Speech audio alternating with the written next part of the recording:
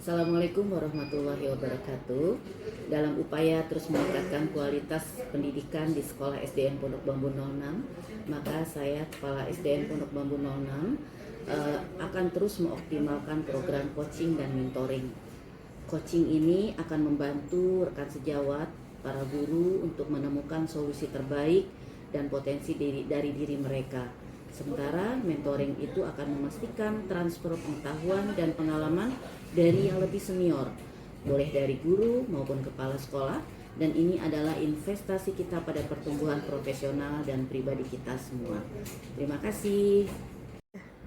Kali ini kami akan mempresentasikan mentoring dan coaching yang telah dilaksanakan di SDN Pondok Bambu 06. Adapun sebagai guru yang melakukan mentoring pada kali ini adalah Ibu Vina Iyasa dan Ibu Nisma Sari. Ibu Vina membicarakan tentang perpustakaan SDN Pondok Bambu 06, sementara Ibu Nisma tentang permasalahan yang dihadapi oleh salah satu siswanya. Selamat menyaksikan. Assalamualaikum warahmatullahi wabarakatuh, Bu Nisma. Ya, waalaikumsalam Ibu. Bu Nisma, akhir-akhir ini kok saya lihat Bu Nisma seperti lagi pikiran apa gitu. Saya lihat di kelas tuh kadang-kadang bawaannya suka sedih atau kayak rada kesel gitu ya. Terus berapa kali saya dengar Yusuf lagi. Nah, sebenarnya ada apa sih Bu Nisma? Iya Bu, kemarin itu saya dapat informasi dari Pak Tri. Pak Tri itu ngasih informasi bahwa ada anak kelas 1 yang tisu basah terus dilempar-lempar ke tembok Bu. Saya kan nggak tahu siapa, Pak Tri juga nggak tahu siapa muridnya. Ini kan kita ada 3 kelas, tapi saya terus ngomong sama anak-anak, tadi Bu Nisma dapat informasi dari Pak Tri, terus siapa ya yang ngambil tisu terus dibasahin terus dilempar ke tembok. Nah ternyata dengan saya memberikan informasi itu anak saya bu yang ini. Akhirnya si Yusuf sama Abdul dia maju ke depan gitu. Sini Bu Nisma tanya gitu, kenapa kamu gitu. Iya Bu, Abdul yang nyuruh. Enggak, kamu yang nyuruh. Jadi mereka dua-duanya tuh salah-salahan Bu. Akhirnya saya bilang gini, maksudnya kamu tisu itu kan dikasih sama orang tua murid, orang tua kamu. Ini kan maksudnya kalau keringetan, basah, terus kalau ditempel ke tembok itu ada manfaatnya enggak? Ada. Jadi apa temboknya? Kotor. Nah sekarang kamu harus minta maaf sama Pak Tri dan kasih pengakuan bahwa kamu yang berbuat. Akhirnya saya bawa ke Pak Tri Bu, sama Pak Tri itu akhirnya mereka ngaku bahwa mereka itu yang melakukannya berdua, dan sejak saat itu mereka memang sudah tidak ada lagi melakukan hal itu Bu. Nah, menurut Bu Nisma nih ya, pendapat Bu Nisma sendiri, yang menyebabkan mereka tuh berbuat seperti itu apa sih menurut Bu Nisma? Iya, jadi ternyata di atas itu setelah saya selidikin kan ada kakak kelas Bu, suka duduk-duduk di atas itu. Terus mereka tuh iseng kali karena kakak kelasnya itu yang kenal, mereka kan mungkin mau lempar apa terus jadinya kenanya ke tembok-tembok itu Bu. Jadi yang saya perhatikan gitu, kakak kelasnya itu memang suka duduk-duduk di atas itu. Jadi ya itu yang bikin jadi sebenarnya mereka mungkin mau ituin sama temen sama kakak kelasnya. Setelah selesai saya kasih tahu begitu, akhirnya sekarang udah enggak sih Bu gitu. Terus nanti yang Bu Nisma lakukan, ini kan kemarinnya kejadiannya hari ini gitu ya, terkait dengan tisu tadi, yang Bu Nisma lakukan, sudah lakukan apa? Pertama ya saya kasih bimbingan sama anak-anak itu pengertian dan pemahaman bahwa tisu itu bukan untuk hal yang tidak berguna. Kamu itu kan kadang-kadang tisu itu kan biasanya untuk keringetan boleh digunakan, tapi kalau untuk di tembok itu kan hal yang tidak baik, itu nggak usah. Jadi bisa cepat habis itu tisu kita. Ya Bu, katanya gitu. Makanya setelah itu saya juga setelah dapat arahan dari Pak Tri, anak-anak itu kayaknya sudah insya Allah sudah paham Bu gitu. Iya. Terus kalau kedepannya terkait dengan tisu supaya mereka mungkin tidak ini kan ada rencana apa buat Bu Risma? Maksudnya tidak dimainkan atau apa tuh? Ya, jadi kalau ambil tisu itu kadang-kadang anak-anak juga minta izin Bu, minta izin. Bu, permisi saya mau ambil tisu untuk apa? Saya nanya gitu. Ini Bu, meja saya basah gitu.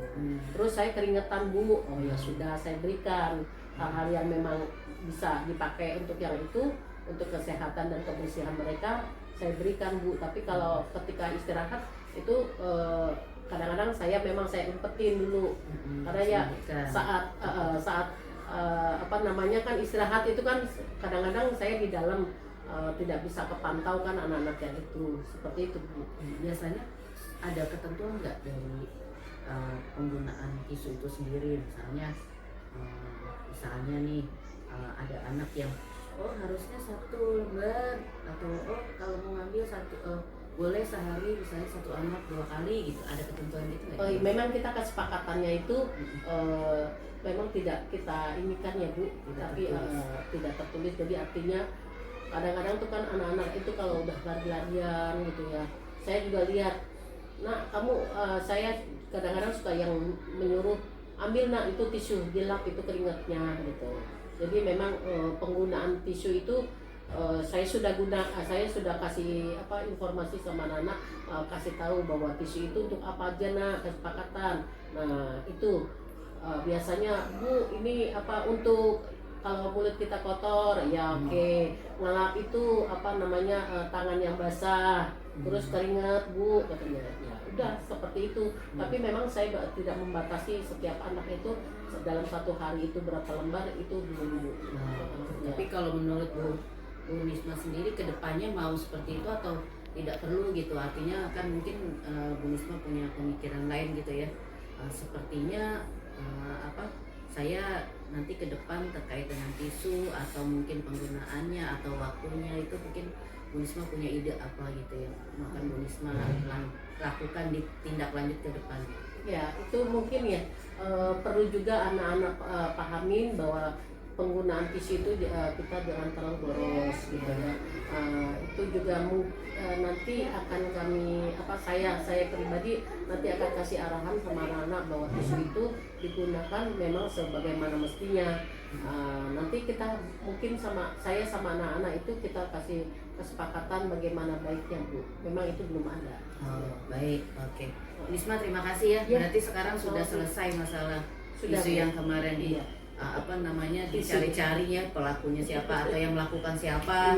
Kemudian akhirnya jadi jujur terus jadi boros ya. Mudah-mudahan. Tapi memang itu manfaatnya Bu. Kalau kita bisa sharing dengan teman, sharing dengan saya, jadi saya udah tahu nih, ternyata persoalannya kemarin tuh Bu Risma sama Pak Tri ketemu, kemudian sempat ya nyari-nyari namanya Yusuf, namanya itu seperti itu. Iya Bu. Makasih ya Bu Risma ya. Sama-sama Ibu. Kerja lagi. Iya. Terima kasih. Mudah-mudahan dimudahin ya. Amin. Ya. Bukan ada kegiatan-kegiatan terkait dengan perpustakaannya. Kalau Ibu boleh menambahkan Ibu Tina, mungkin seperti agar ada pembaharuan jenis buku gitu ya, Bu Tina sudah bisa mulai kegiatan yang menjadi target bagaimana anak-anak tidak hanya membaca, tetapi anak-anak juga bisa berperan aktif di dalam pengadaan buku itu sendiri. Contoh, misalnya kan jauh akan lebih baik gitu ketika mereka misalnya mengumpulkan buku yang di rumah atau kemudian mereka membaca bersama ibu, keluarga, kemudian dinarasikan atau dijadikan sebuah tulisan, kemudian dimuat di perpustakaan, nanti kita bikin mading gitu ya, kemudian orang tua dan anak membaca, nah itu mungkin ada hasil-hasil karya mereka gitu. Terus kedua, nanti itu bisa dimasukkan ke dalam kegiatan bulan bahasa itu sih, sepertinya Bu Fina gitu. Ya, kemudian juga kalau merelokasikan juga bagus juga, itu tujuannya bagus, memang harus kan kalau misalnya setiap buku itu setiap perpustakaan itu sudah bisa memilah per tahunnya gitu, yang mungkin yang sudah pernah dibaca anak-anak bosen gitu, itu bisa dipindahkan gitu ya, diperbarui lagi. Jadi jumlahnya dan buku itu selalu baru gitu, setiap tahunnya pasti ada buku yang baru. Bila perlu mungkin bisa dibudayakan tuh Bu Vina, guru-guru tuh kayak Bu Vina kan pandai menulis gitu ya. Bu Vina kita sudah mulai membuat kompetisi untuk lomba menulis guru, atau diberikan atau kita sama-sama menulis dalam satu buku gitu. Itu menurut saya ya, berikan masukan. Terus Bu Firna sendiri targetnya gimana untuk ke depan di dalam memperbarui atau mengoptimalkan perpustakaan kita, sehingga nanti perpustakaan kita tuh bisa berdaya guna buat peserta didik, warga sekolah. Nah, rencana untuk yang di bulan bahasa ini aja, kita sudah banyak mengumpulkan cerpen dari beberapa siswa dan juga ada puisi. Nah, itu rencananya akan dijadikan saya bukukan Bu untuk antologi puisi dan antologi cerpennya. Nah, alhamdulillah, semoga aja ini banyak pesertanya gitu ya. Ini sudah saya jauh-jauh hari di awal kemarin di bulan September, nah sekarang udah di Oktober, itu udah mulai anak-anak sudah banyak mengumpulkan karena memang udah dekat lagi waktunya. Nah, itu juga salah satu untuk menambah ibaratnya ini ya, sumber bacaan dari siswa itu sendiri. Nah, kedua memang saya berencana memang kita akan berkolaborasi sama komite dan yang lain untuk kayak kita sharing proposal untuk bisa pengajuan donasi buku untuk di CSR yang lain, yang mungkin yang bergerak di dunia literasi. Iya betul, saya kok jadi ingat ya idenya Bu Vina ini. Saya ingat, mungkin saya bisa menambahkan ya, karena begini, ada banyak perusahaan-perusahaan yang sebenarnya mereka juga bisa berorientasi kepada maksudnya berkolaborasi, bersinergi dengan dunia pendidikan, khususnya sekolah gitu ya. Jadi misalnya mengajukan proposal betul untuk pengadaan buku. Ada perusahaan misalnya kayak di Pulau Gadung, JIP gitu ya.